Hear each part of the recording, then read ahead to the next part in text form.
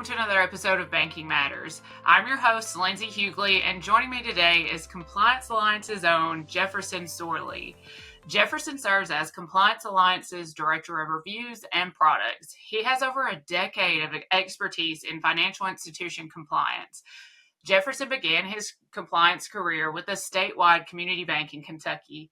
His experience includes work as an auditor consultant for a top 10 accounting firm and a regional accounting firm conducting compliance reviews for bank clients of various sizes throughout the U.S. Prior to joining Compliance Alliance, Jefferson served as the first compliance officer for a multi-state mortgage broker startup, where he designed and executed the firm's compliance program, including the creation of policies, procedures, and training. His competencies include state regulatory exam management, compliance program management, research and application of applicable federal and state laws and statutes, evaluating internal controls, and developing control recommendations.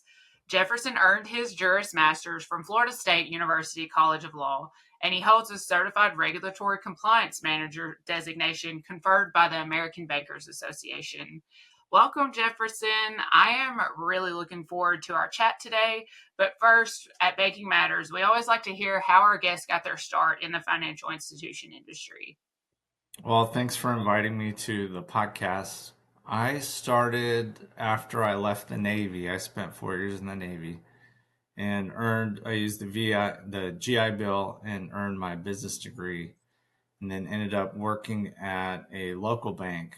I reside in Kentucky and got my start, like a lot of people, teller line, and then got into deposit operations. And then one thing led to another. And our compliance officer saw me give a presentation in front of the bank and asked me to join her team. And I've been in compliance ever since then, 10 plus years. So we like to call those happy accidents. I feel like there's several of our guests that have landed in compliance in exactly the same way. Well, I'm lucky. She was my first compliance officer, and to this day, she's my mentor, and I consider her a friend. Her and her husband, she's retired now. They invite me down to Florida to their condo to visit them, and I take advantage of that at least once a year. So she set me up well to have a good career. That's awesome. And I do know that, like, having those people in place, I know that I wouldn't be where I was without someone kind of taking me under their wing in the exact same way. So yes, always thankful for people that are out there looking to help bring up people in their career, for sure. Well, compliance is tough. I mean, especially bank compliance, especially when you think about a lot of the member banks that we have that Compliance Alliance serves. A lot of people are in small banks where either they're the only compliance professional or they're wearing multiple hats. So it definitely helps to have someone that's looking out for you and helping you get going and helping, especially career-wise, set up your career. Absolutely. So today, I would really like to dig into a few of your main job roles here at Compliance Alliance so that we can kind of have a better understanding of the processes that you're responsible for. So I was thinking maybe we could start with the review process. That sounds good. So my fancy title is Director of Reviews and Products. And basically that breaks down to just overseeing the review side of the house and the tools or products side of the house. So the bread and butter of what I oversee is what we consider document reviews. And we have three general categories of document reviews. We have disclosures, policies and procedures, and advertising. And so when our member banks contact us, they typically email or they submit a form via our CA website, and they request a document review. And then using our request management software, our admin filters those requests and sends them or assigns them to certain people on our review staff. And then the reviewers look at those documents, provide an observation, and then email a response that includes the observations about the document. Our observations typically include requirements, best practices, and suggestions. And that's on the review side. On the product side, it's a little bit different. We've been going through some growing pains, so some current members may have some different thoughts about this. But on the product side, typically a member can request a new product. Maybe, we have 500 plus different guides, checklists, policies and procedures examples, you name it, on our CA website. So they may see, oh, well, you don't have this other thing that I think would be really helpful. They can request that we build something from scratch for them. The majority of the time spent on the product side is maintaining the current ones. So just making sure they're updated with the new regulations, or just making minor updates based on recommendations or things we're seeing on the reviews side, or input from staff, CA staff. And so, with the if someone is to send in a policy, what are you strictly looking for? Compliance concerns? Are you looking for certain specific pieces of those policies when they come in? What are you? How does that process work as you actually review the actual policy? Well, if you're talking policies, it's more art than science. So, it's easier to look at an advertisement and say, well, Truth in Lending says this, or Truth in Saving says that. With policies, I mean, it's kind of up to who looks at the policy. I mean, I've been to conferences, I've had phone calls, I've been on emails, I've had interaction with other compliance professionals, and the policies are up to who looks at them. I mean, all of us that have been in compliance long enough can tell stories of, well, this examiner says this, but our auditor says this. And then if you have a third party consultant like what we do, we might have a different opinion.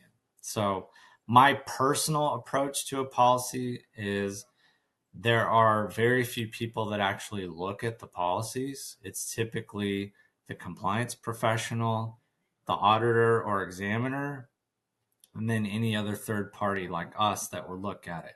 Your customers aren't looking at policies. Your line staff aren't looking at policies. So to me, it's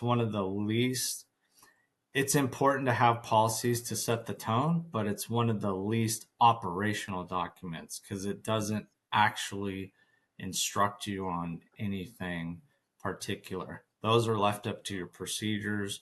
Those are left up to your actual staff. So looking at policies, getting back to your original question, there are some key concepts that should be in policies, like who's in charge of the policy. Typically, that's the board of directors.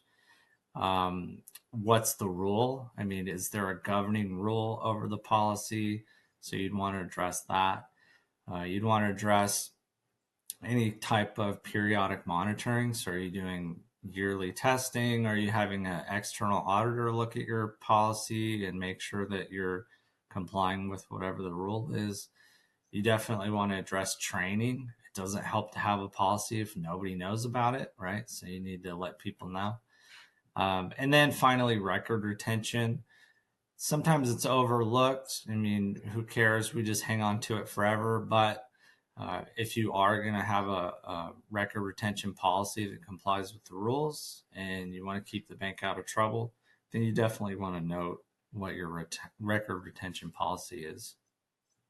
Absolutely. And so, typically with products, so when you're talking about those, that's what compliance lines, what we have on our website that are available to our members. And so, as you said, it's really a process of making sure that those stay up to date. On a scale of 1 to 10, how challenging is that? So, what's number one and what's number 10? So I would say 10 would be super duper hard and 1 would be super easy. So this may be a surprising answer. It's a one for me because our product expert, Stephen Ross, is amazing. Like, I'm not sure I could do my job and feel good about it if I didn't have Stephen. He is incredible. He has a wealth of knowledge and experience, and his bios on our website, but he contributes so much. He's kind of on an island. I mean, we give him free reign, and he does great. And even when he can be a little bit frustrated and say, "Gosh, I don't even know where to start with this policy." I mean, you just give him a little bit of a breadcrumb, and he just turns it into something amazing. So, I'll give an example. So, recently we've had bank members asking about AI policies because everybody's got artificial intelligence on the front of their brain. Well, we didn't have one. And, if the members ask, we need to produce it. So, well, where do you start with that? There really aren't any rules yet for an AI policy. And a lot of us know the government, the federal government especially, is typically reactive. And Dodd-Frank's an example of that. So something's going to probably have to break before we have AI rules. So because there's no actual rules, we had to look up some different examples of policies that members have created for themselves. There is a little bit of guidance out there that you can get to kind of tape something together and make something out of it. But anyway, using those different resources that we have and putting our brains together, giving that to Steven, he just produced an awesome AI policy that's going to be available really soon. So, getting back to your original question, products, tools, policies, the things that we create in house, it's super easy because I have Steven. So, everybody, here's a recommendation: get a Steven. It'll be easy.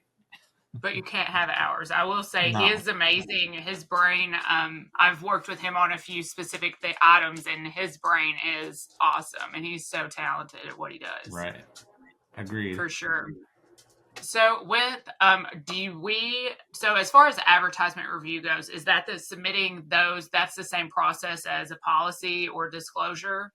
Right. Yes. So submitting documents, it's kind of a general umbrella. So that encompasses any kind of document you can think of. Not my favorite, but we do have third party documents that come in as far as, well, we have this agreement and we want to make sure that this is fair to us and fair to the third party that we're engaging with.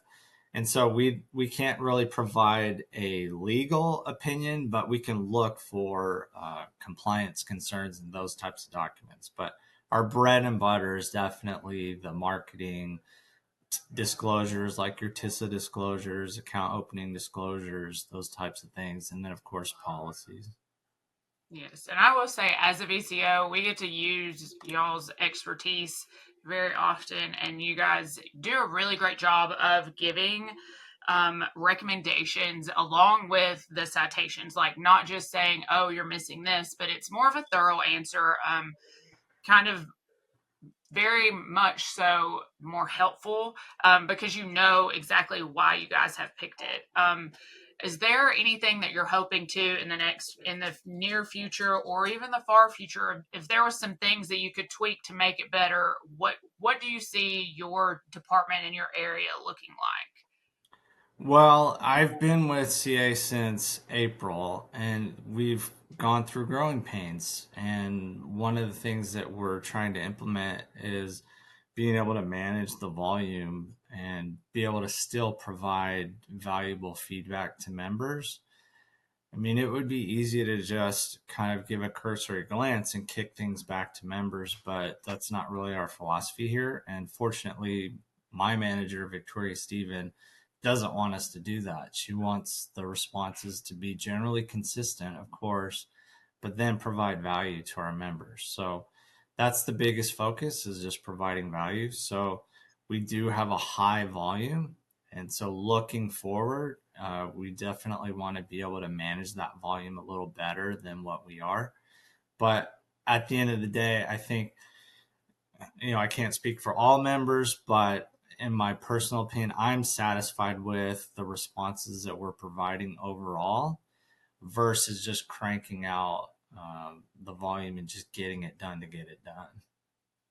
I agree, and I honestly, I can tell. Like I said, we get to use you guys. Our member banks do, and the ones that we get to help, and it's so beneficial because, like you said, there are so many of our members. They are one person compliance program leaders, and that is it. They're the expert matter person in their organization, and that is it. And so what kind of satisfaction do you get knowing that you are able to play such a big role in so many community banks? Well, I'll be honest, I don't know how much of a role that I play. I hope it's beneficial. I hope it helps. But we have so many member banks, and I know on the hotline side, I'm going to give them their flowers. They get the kudos and the big thanks and the smiley face emojis through their live chat. We don't really get that. It's, hey, can you look at this? And then we respond, hey, here's what we found. Occasionally we get a thank you and whatnot, and sometimes we have members tell us that they appreciate it. But overall, I just have the satisfaction of the fewer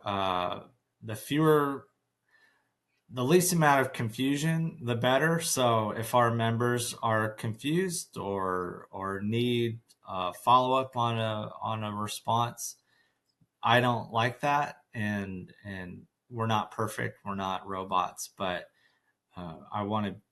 I'm satisfied if I feel like we as a team are providing value to members. So hopefully we are providing value. Well, I can say before I came on with Compliance Alliance a few years ago, I was with a Compliance Alliance member. The review department saved our life. It was me and my supervisor. We were tackling and revamping the entire all policies, all procedures, everything was getting touched. There was no way the two of us would have been able to have managed that or handled that without working with Compliance Alliance. And so what's kind of cool is being able to come on with Compliance Alliance, and now I get to see everything kind of from the inside. And so I'll say from my own point, you guys really do make a huge difference by lifting that load on banks, especially when they're in a season of transition or they're growing, they have their own growing pains. Um, those services that your department provides, they're huge, for sure. Well, one thing I do like about this role, so in a past life, I did compliance consulting and would visit different banks around the country, and mostly your smaller community-sized banks. And they would ask us, well, hey, how do we correct for this or that you've found as a deficiency, or how do we improve? We didn't really have something that we could point to and say, oh, well, here's a policy, here's a checklist, here's a this, here's a that. We were more of almost like an audit function where it's like, well, we can tell you what you're doing well and what you're not doing well, and we can make suggestions, but we can't give you something that you can take and use. So the advantage of being in this role is that I can actually do a little bit of both. I can say, well, hey, here's where other banks that we've communicated with, things that they do, maybe you can incorporate that into your document, or maybe we can improve the products that are available to our members.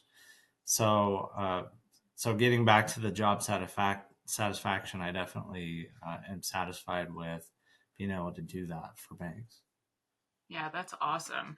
Well, Jefferson, as we wrap up today, what is one piece of advice that you would like to leave our listeners with? Let's see. Besides get a Steven, I, I would say, you know, I think, and I'm guilty of this because I got my start in a compliance department. We feel like, well, I should speak for myself. I always felt like the sky is falling. I kind of felt like a chicken little, like you as a compliance professional often feel like you're looking under the rock and you see all of the imperfections of the operations that touch compliance. But at the end of the day, my strongest recommendation is you have a life outside of work. Things are never going to be perfect. Don't take compliance so personally. And good compliance officers care enough that they do that, but try not to, because at the end of the day, it is only just compliance. You're only one person, you're only one department. You can't do it all, and management gets to dictate the way they operate the bank. Yes, I love that because I do. Like, I know so many people, they take it personally. Exams and audits are like test scores for them. Right? When in actuality, I try to look at them as confirmation of what is working and what isn't working. And so they are almost like green lights and maybe detours. So, because everybody wants to get to that same end goal, but you're right, this can't consume us for sure. And so I love that. And so thank you, Jefferson, for your time today and talking with us. And for the rest of our listeners, that's Banking Matters.